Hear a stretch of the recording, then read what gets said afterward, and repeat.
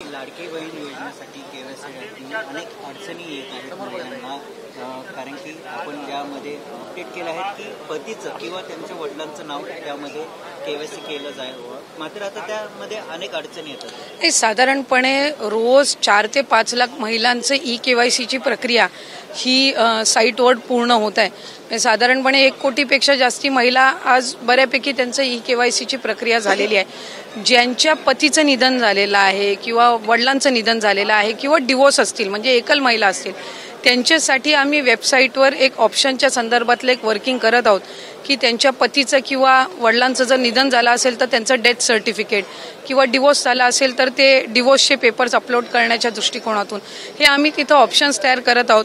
त्यासाठी वेबसाईटमध्ये ज्या काही त्या पेजवर ज्या काही बदल करण्याची गरज आहे त्याची प्रक्रिया ही आम्ही सुरू करत आहोत. त्यामुळे साधारणपणे ज्या सर्व पात्र महिला आहेत त्या लाभापासून वंचित राहता कामा नये या दृष्टिकोनातून आम्ही काम करत आहोत. नाही, अशा 18 नोव्हेंबर पर्यंत साधारणपणे केवायसीची प्रक्रिया आहे.